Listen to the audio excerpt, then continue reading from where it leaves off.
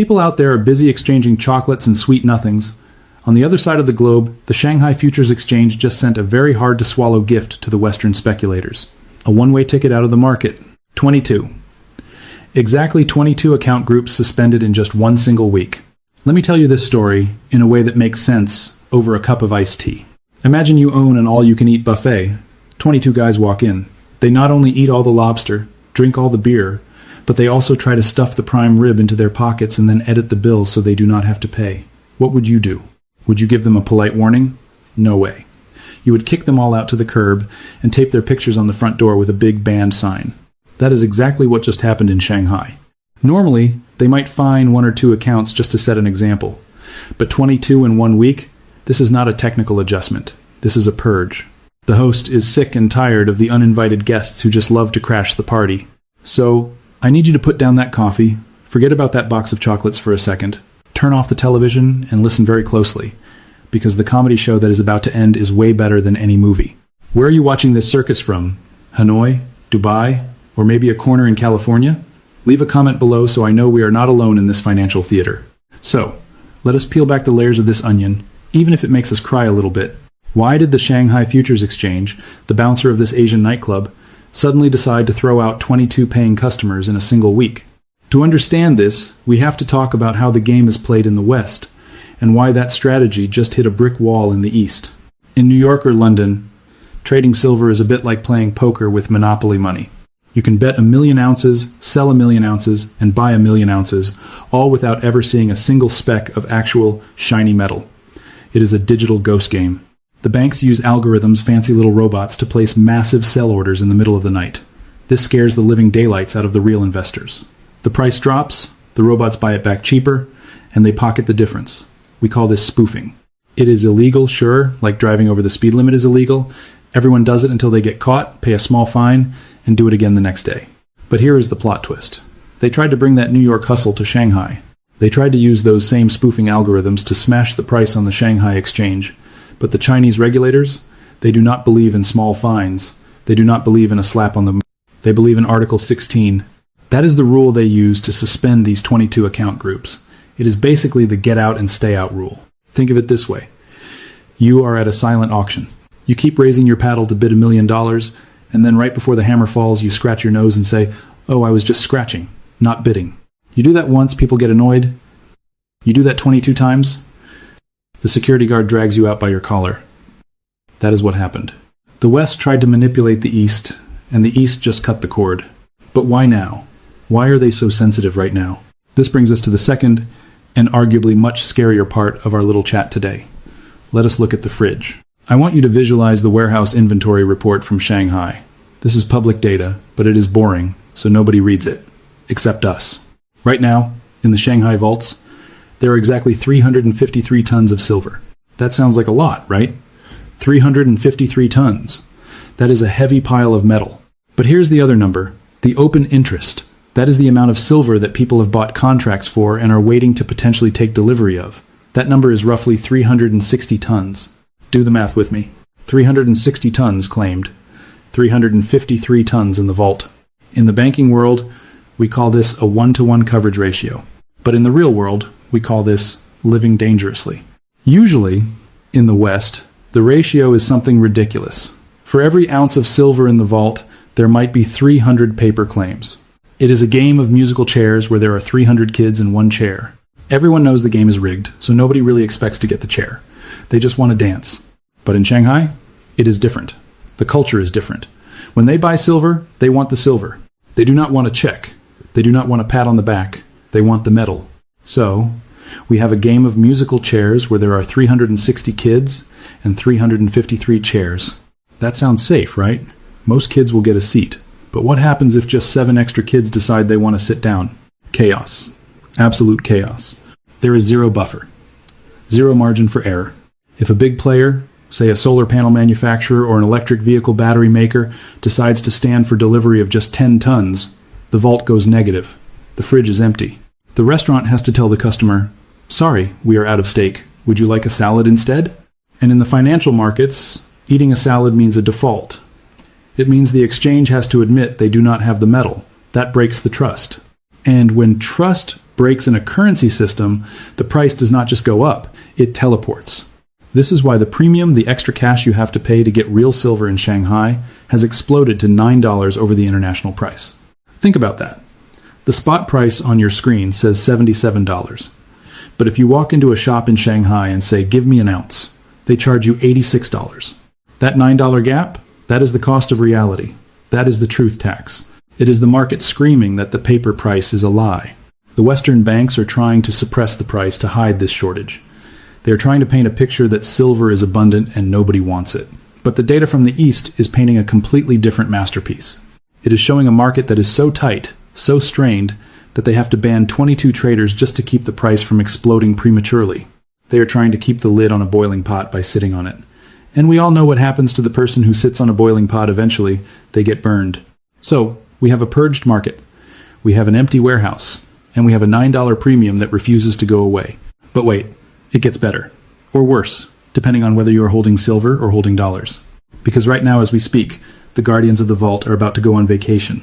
A long vacation. And they are leaving the door unlocked. Are you ready to see what happens when the cat goes away and the mice come out to play with leverage? So, we have a purged market in Shanghai. We have a vault that is running on fumes with a 1-to-1 ratio that would make any risk manager sweat through their expensive suit. And we have a price gap, a premium of $9 that is screaming that physical metal is harder to find than a parking spot in Manhattan. But now, let us talk about timing. Because in finance, timing is not just everything. It is the only thing. Starting tomorrow, February 15th, the Shanghai Gold Exchange and the Shanghai Futures Exchange are closing their doors. They are going on holiday for 8 long days, from the 15th all the way to the 23rd of February. Now, you might be thinking, so what? Let the traders take a break. Everyone needs a vacation. But here's the thing about markets. They hate vacuums. And when the biggest buyer of physical silver in the world, China, leaves the room for 8 days, it creates a massive vacuum. Think of it like this. You know those nature documentaries where the lions go to sleep and suddenly the hyenas come out to scavenge? That is exactly what happens during these holidays. The lions, the Eastern buyers who stand for delivery and take the physical metal, are asleep. They are offline. They cannot buy the dip. They cannot absorb the selling pressure. So, who is left awake? The hyenas, the Western bullion banks, the paper traders, the algorithms in London and New York. For the next 8 days, they have free rein to smash the price of paper silver as low as they want. There is no one there to call their bluff. There is no one there to say, "I will take that silver at $20, thank you very much." Historically, if you look back at the charts during these Chinese holidays, it is almost a tradition. The price gets hammered. It is a manipulator's paradise. They can use thin liquidity to trigger stop losses, flush out the weak hands, and paint a chart that looks terrifying to the average investor. They want you to look at the screen next Tuesday and see red, red, red. They want you to panic. They want you to think the bull market is over. They want you to sell your real metal because their paper price says it is worthless. But here is the secret they do not want you to know. While they are playing games in the paper market, the geopolitical chessboard is shifting underneath their feet. You might have seen a headline recently from Bloomberg. It claimed that Russia is rushing back to the US dollar, that the Kremlin is desperate to use the greenback again. Do not believe the hype. If you actually read the leaked memo, and I mean really read it, not just the headline, it tells a completely different story. It is not a surrender. It is a list of demands. It is like an ex-spouse saying, "Sure, I will come back to you, but only if you buy me a mansion, apologize on national television, and give me half your income forever." Russia is saying they might consider using the dollar for some bilateral trade, but only after peace in Ukraine, and only after all sanctions are lifted, and only after their frozen assets are returned with interest. That is not a country running back to the dollar. That is a country setting a trap. The reality on the ground is much simpler. Russia and China are currently conducting 90 to 95% of their trade in rubles and yuan, not dollars, not euros. Local currency. The BRICS nations, Brazil, Russia, India, China, South Africa, and the new members are now doing 60 to 67% of their internal trade without touching a single US dollar. This is a structural shift. It is a one-way street.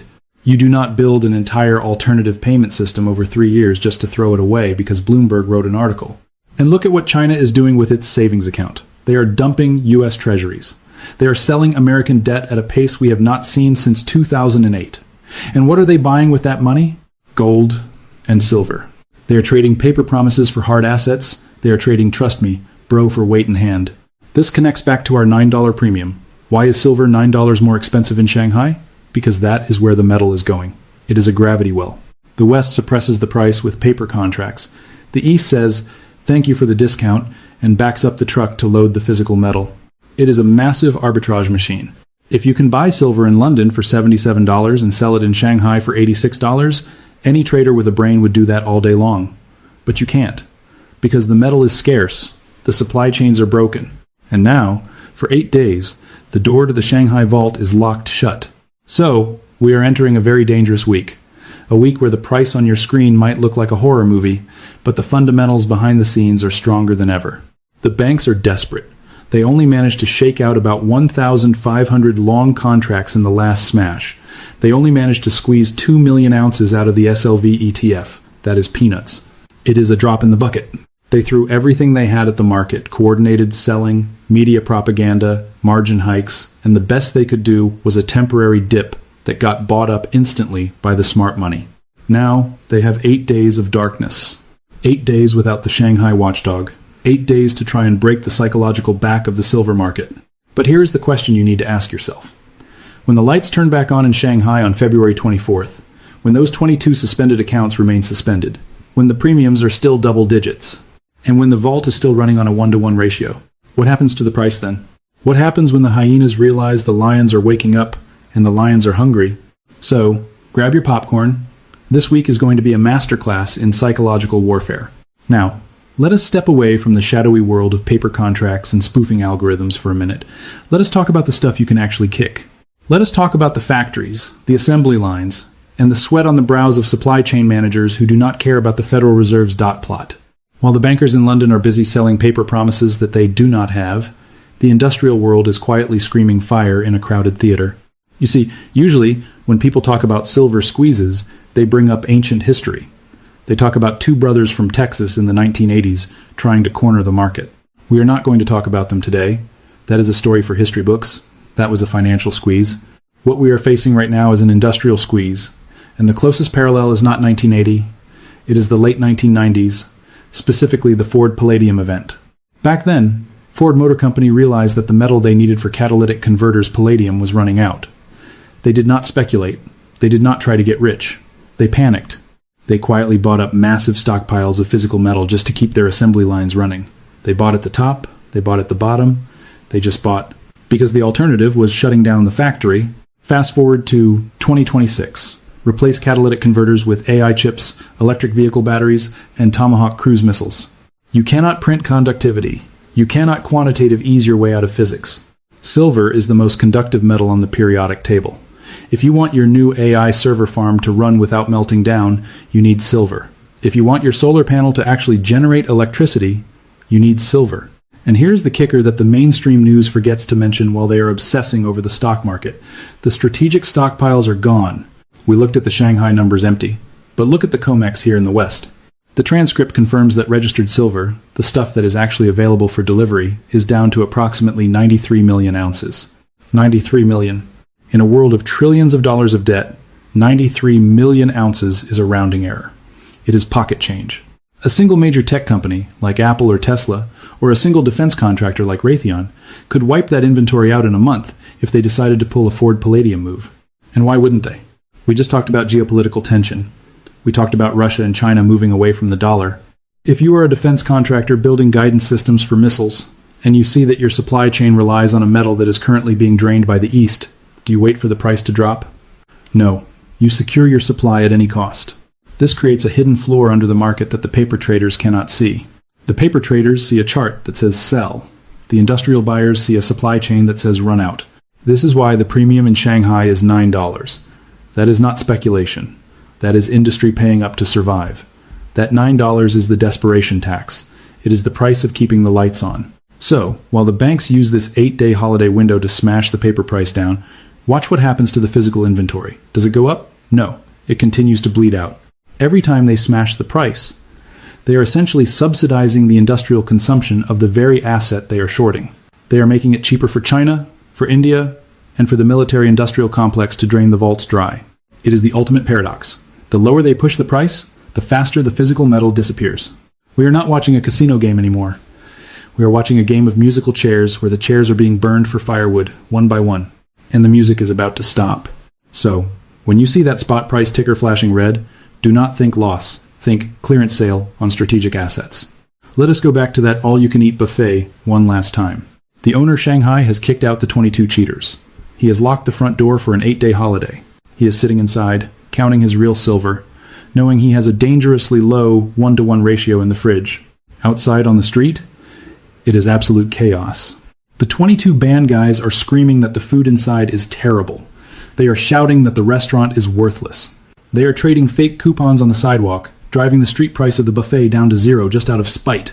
That is what you are going to see on your screen for the next week. A tantrum. A noisy, desperate tantrum by the people who just got locked out. But here is the reality. The food inside is still delicious. The silver is still conductive. And the demand is still real. Do not listen to